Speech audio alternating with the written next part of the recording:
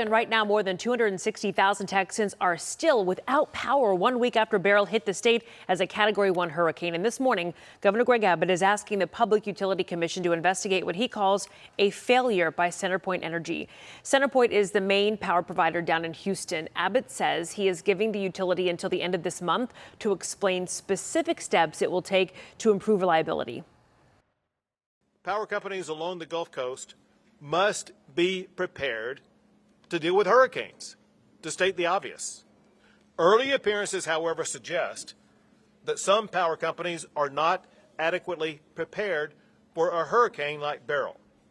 CenterPoint in particular has repeatedly failed to deliver power to customers for extended periods.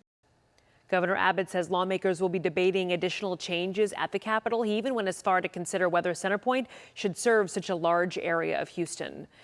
We've been watching some great investigative reporting about the power failure down in Houston. Veteran investigative journalist Jeremy Rogowski was one of the first to discover that CenterPoint did not pre-plan enough to help folks after Hurricane Beryl. So in the first hours after the storm hit, 2.7 million homes and businesses had no power.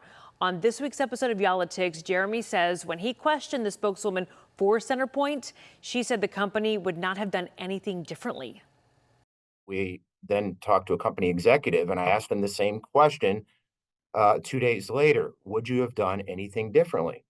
And he said no, and dug his heels in. And, I remember there was a police chief here a while back, Charles McClellan, said, you know what? If we mess up, we're going to fess up and we're going to fix it. Clearly, that has not been the mindset that we're hearing from CenterPoint. Jeremy will also reveal what he found in a parking lot full of utility trucks on this episode of Politics, and you can listen right now wherever you get your podcasts. 5:21 on the clock, still ahead on Daybreak. Being present in the moment. One 9-year-old boy has made it his mission. We'll show you how he's teaching other kids how to master being mindful.